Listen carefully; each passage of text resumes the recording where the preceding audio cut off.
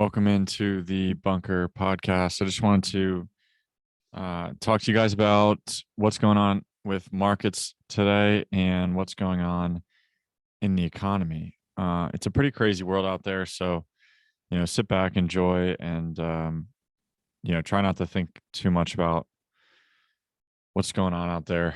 It's really tough because, when you're on social media, like Twitter specifically, it's it's really hard to not have these other people's thoughts basically penetrate your own thoughts and create this negative feedback loop.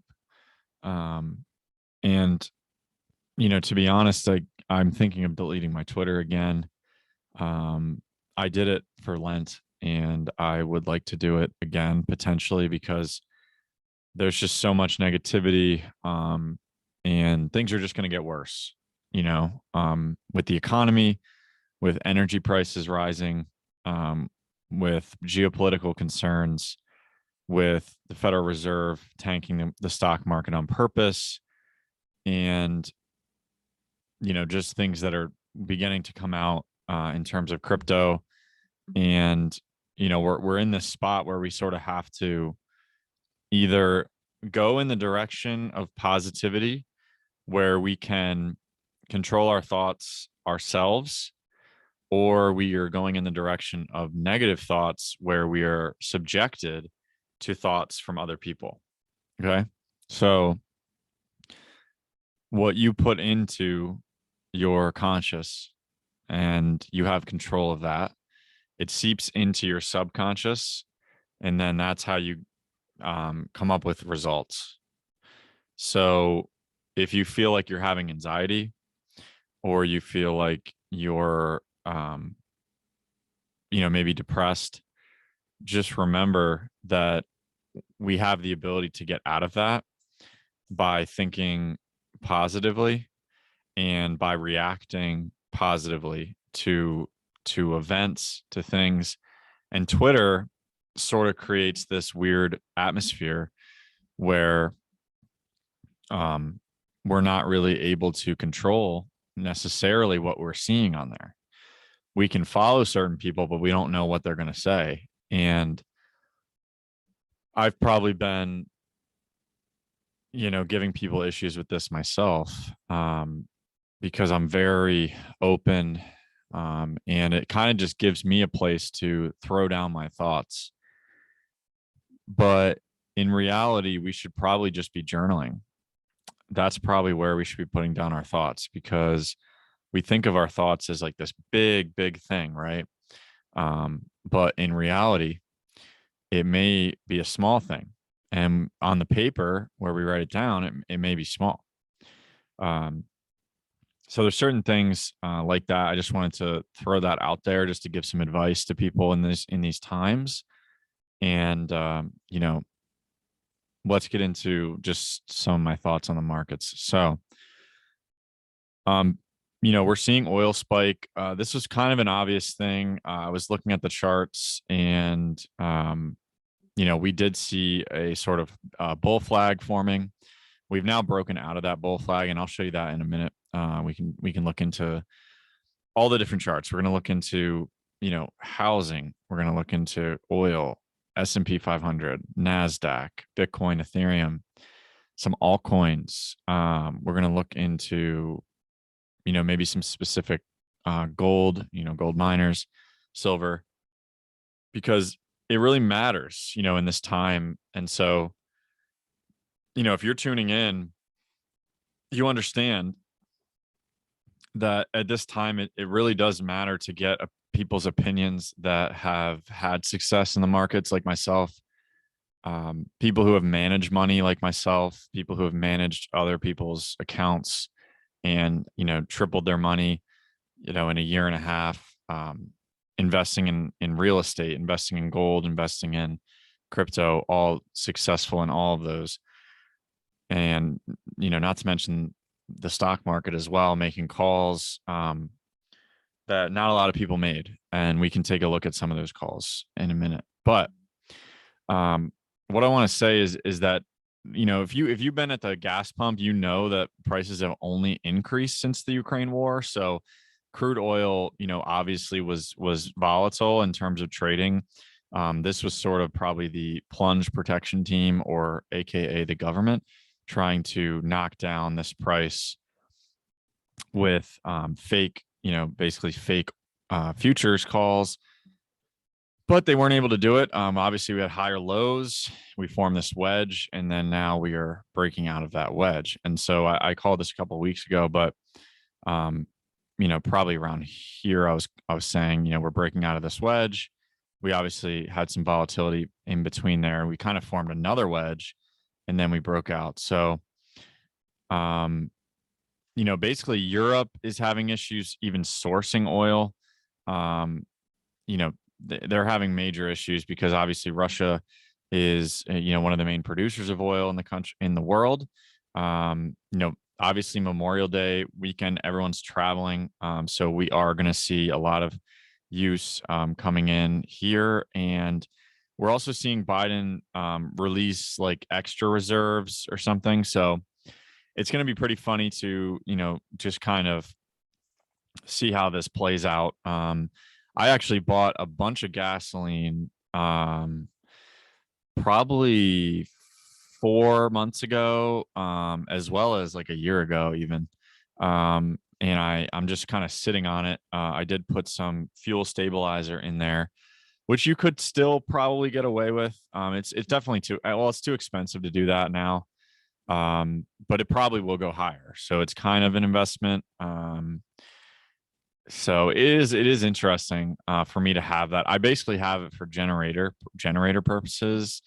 The gas that's like a year old, it has fuel stabilizer in it. I'm not sure that I want to use that necessarily at this point for a car, or potentially I could put it in my lawnmower.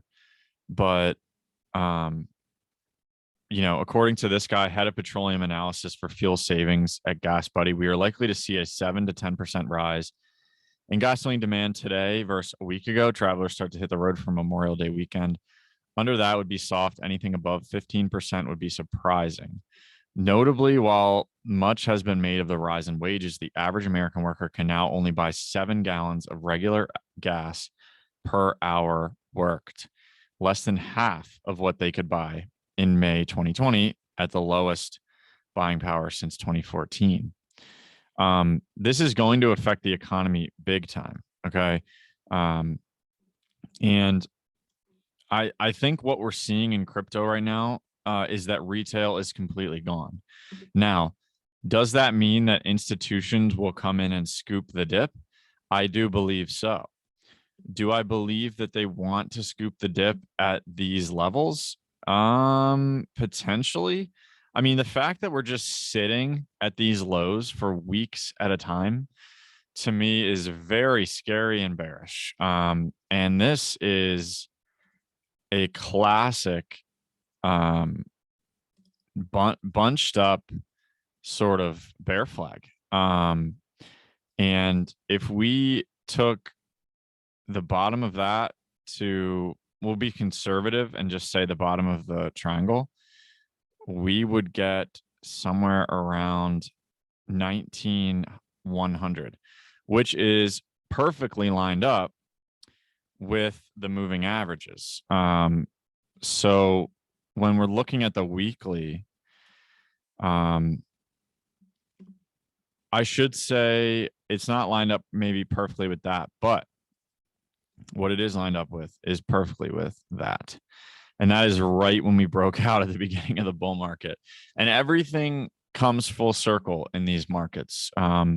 It's kind of something I've learned even over the past couple weeks or months, is that things that I thought I would never get back in terms of things I wanted to buy, those are coming back to levels, and that is an opportunity for us to accumulate. And I know there's a lot of people, and myself included, who are tweeting a lot about crypto's a scam, crypto's no good, it's never going to work. That's not something that that doesn't mean necessarily that I'm not trying to accumulate more crypto. I just think that it has kind of been shown out in this cycle that we are seeing a lot of scams that are sort of coming out, and a lot of projects that, like Chainlink, for example, that have fallen out of the top 25. I think Chainlink was in the top at least 15. We'll see where it is now. It's 28. Now, why is this? Why is Chainlink at this level? It could be because the founders continually dump the coins.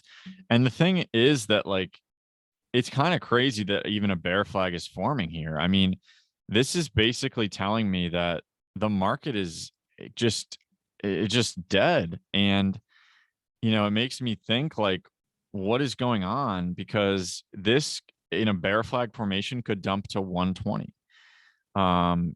Which would kind of match up with these lows and sort of this thing that we did back in the in the bear market days.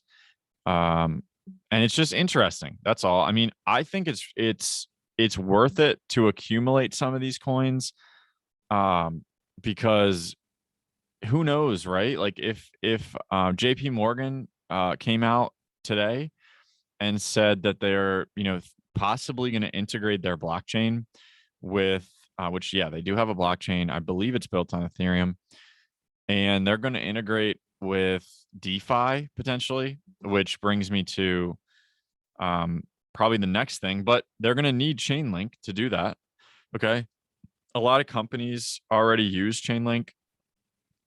It's pretty crazy to look at some of these coins and to just be like, man, like, we can just accumulate these at these levels.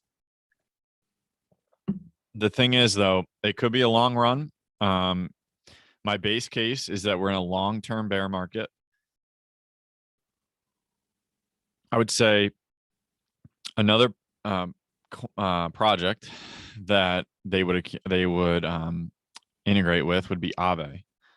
Okay, so I know that I've covered Aave in the past, and this level that we're at now, I mean, you would think would be support.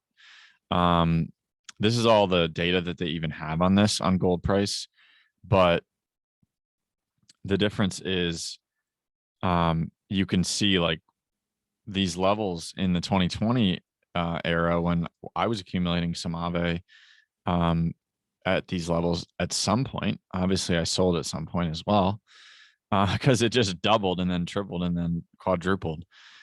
But, we kind of made a full circle turn here. And, it's just interesting to look at the chart and just be like, this thing is one giant wedge. I mean, what else is it? I mean, what else is this thing besides a giant wedge? I don't know how else to put it. I think it's really interesting and fun to think about the levels that these things could reach if we, had a scenario that banks started to use them, like in terms of DeFi. We're looking at, like, life-changing gains. Now, that doesn't mean it's going to happen. None of what I say is financial advice. Remember that always and forever. But I believe in asymmetric bets. That's why I also bet in gold, because there is so many scenarios where gold can be repriced, that I just think it's a long-term store of wealth, but it's also has the upside potential that maybe some other investments don't have. And I have an appetite for a little bit riskier things. So I gravitate towards precious metals, towards miners, towards crypto. And so, again, this is just one crypto. I mean, let's take a look at ETH today, because ETH is, was completely dumping. And again, we're now at almost exactly 1-to-1 on, so congrats to anyone that followed my trade. We traded Ethereum, probably from around these levels here, at 3,400, into gold. And we were down, about 50% to gold, probably a little bit more. gold's basically gone sideways this year. ETH has gone down about 50%. So again, you're up 50% on that trade, and it was a great trade, and at least hopefully you cashed out. I do believe I was saying around these levels. It might even have been up here. I remember it was about 0.44. But anyway, I mean, we can look at some of the averages here for Ethereum and see where we're at. We've been off of the daily in terms of the moving averages, and the 20 SMA moving average is just completely dumped. So what we've been looking at here, at least on the weekly, we did lose that level of around 2100. And so there's really nothing in between us and 1200. I do think that's like the last resort where we would catch support, probably at this point. I do think that these levels are important for sure, and because it's the previous all-time high. And I think even back in these days, it was cool to watch it kind of, it broke the all-time highs, it came back and it tested it. And I remember telling people, like, this is so bullish. Like, I remember just being so bullish that we came back and tested, and that was the time to buy. I mean, it was just crazy how many times that Ethereum gave you the chance to buy over these these months, and just going sideways, it was crazy. So I mean, but look at the amount of time it took, okay, for, let's say we're here, and then we went to here, okay, so let's say that's where we're at right now. So how long would it take potentially, if we're in a long-term bear, and say we come down to these levels? It's going to take till January or December 2024 of December for us to be able to accumulate. So what I would say is that we're looking at probably an accumulation range of around, probably this range, around like that. Okay. So if we're just kind of hanging around in here, it's a perfect time to dollar cost average. There's no rush, there's really, really no rush. And that's my base case. Now, I could be wrong. There's a potential that something unforeseen takes place, and all of a sudden we're at the moon. And that's why you have to have exposure to this asset class, in my opinion, not financial advice. But because it's such an asymmetric bet, there always has to be an exposure to it. And I'm sitting here, struggling with this volatility. I'm really not, but I have, a good amount of ETH that's staked, and I can't move it. If I wanted to move it, I couldn't. And it's almost like I forget about it. I'm like, oh, I forgot I have like this many ETH staked. So, that's just like earning interest as well. So if you're not earning interest in this environment, you're really, really losing out. But at this point, you should probably wait until the merge just to make sure everything's safe. And then you would probably want to stake, because if it's a multi-year bear market, you're definitely earning more ETH doing that and through staking. Let's take a look at some of my other altcoins that I follow. Obviously, you guys know about Polkadot. For some reason, TradingView is giving me issues today, so I apologize. So we may not be able to do that. I can look at Polkadot on this, obviously, gold price.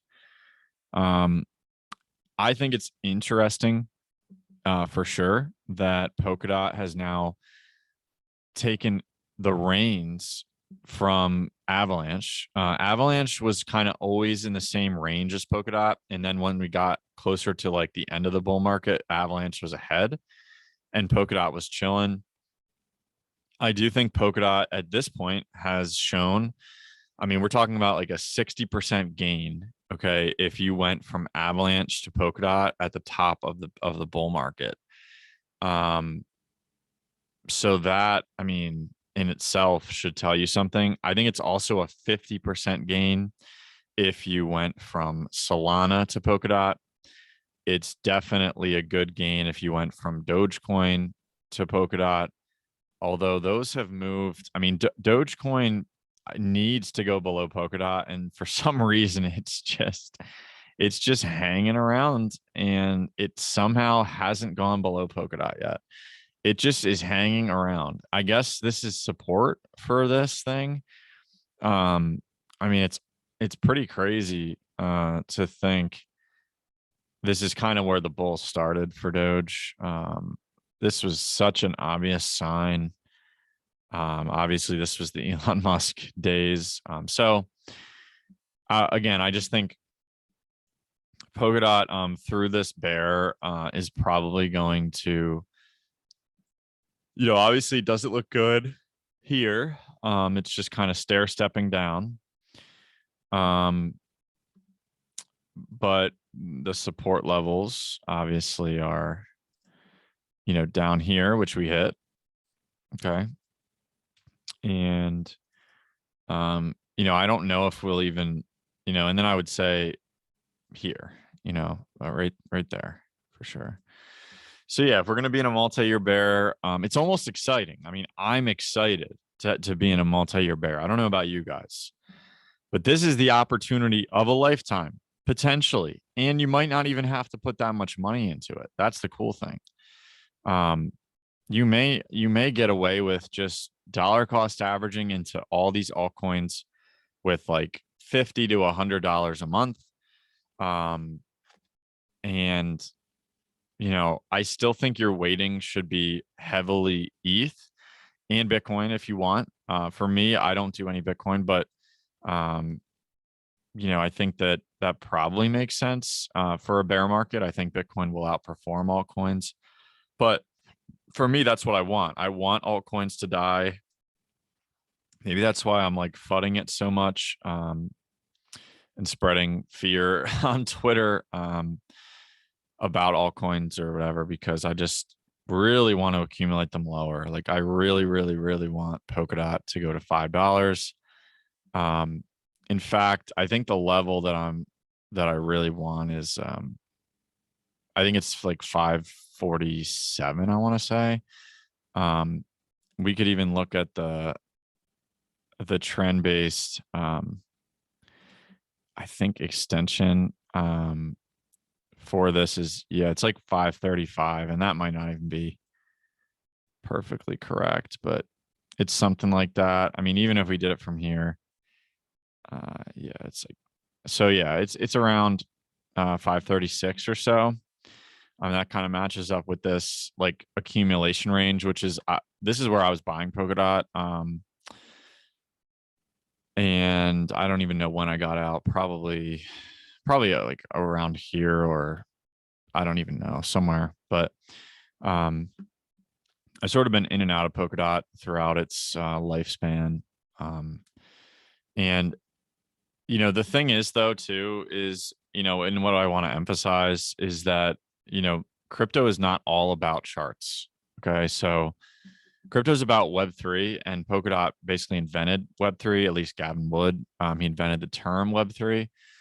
They're supported by the Web3 Foundation, and they are basically trying to end tech censorship. That's like their goal. Okay, so this is why I support Polkadot. I support it because I really believe in what Gavin Wood says. I mean, if you have not checked out the video from Polkadot, I mean, we can look at it real quick. I think it's one of these. I mean, you could do either. I would do both. I would recommend both, but they were in Davos.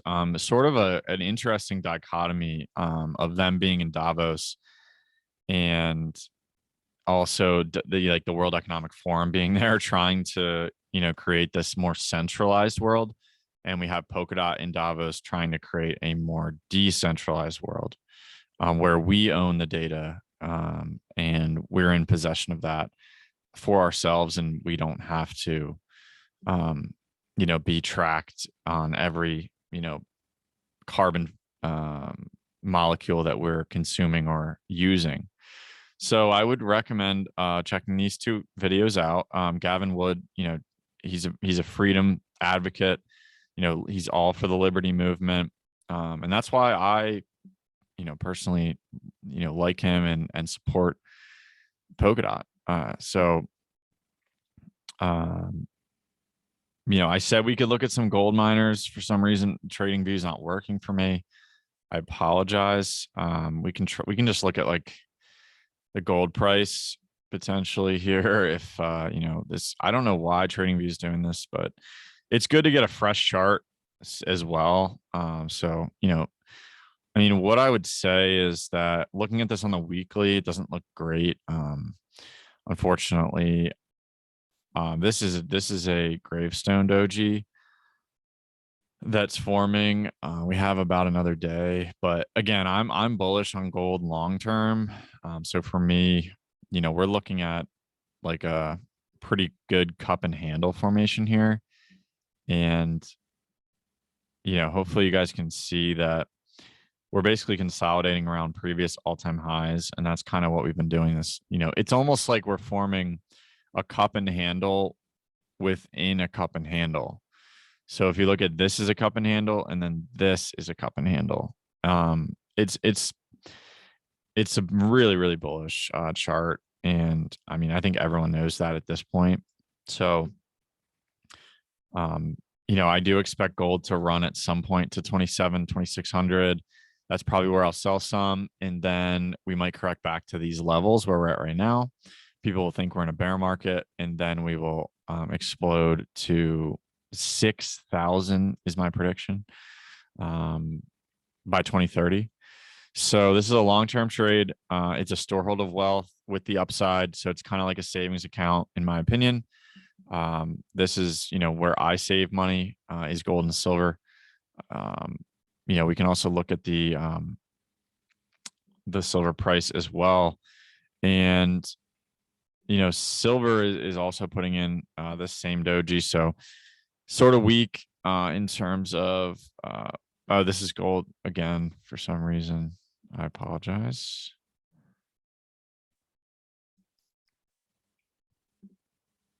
Hopefully it gives me the silver. Oh, it didn't. So it's just not going to give me the silver price. Okay, cool. Let's see. We got it here. We got it this time. Okay. So do the weekly. Okay, we'll do a year. This is within a year. Silver's been crushed, and at this point, it's probably advantageous to accumulate silver. We're in a sort of a bear phase of the market. So I would say, again, I don't know if like they've changed this on TradingView, but it's not working for me. So I'm going to stop sharing my screen for now.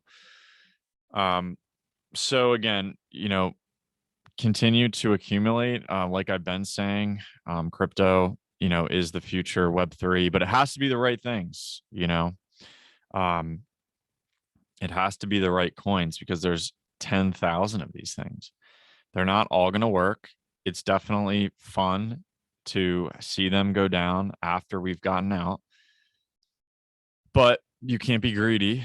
You can't expect it to go to complete zero, which I would love. But I think that base case is Bitcoin 20K, Ethereum 1,000, and Polkadot 547. Which in that case, Matic, is another one I look at, would be like 25 cents.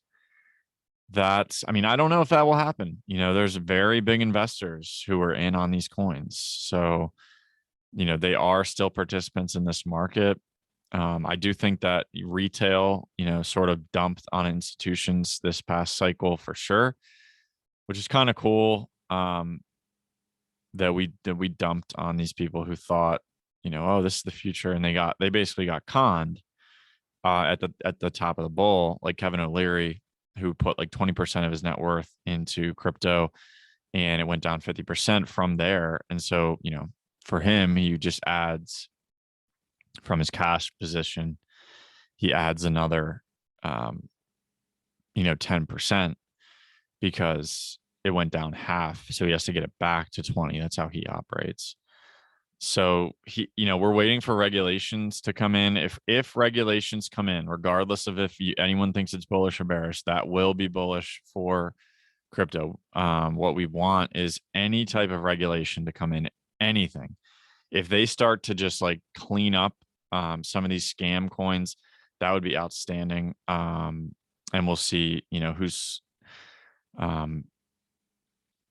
basically who's naked when the tide comes in, which we've been seeing in the traditional markets. And, we hopefully we will see in the crypto markets. But again, my main trade right now is gold and silver.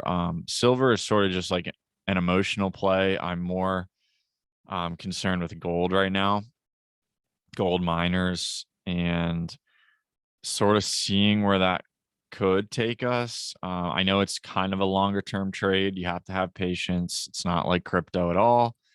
They move like crypto on a day-to-day basis, but it's not exactly like that. So again, hopefully you guys got something out of the video. If you did, please like, subscribe, and have a great night.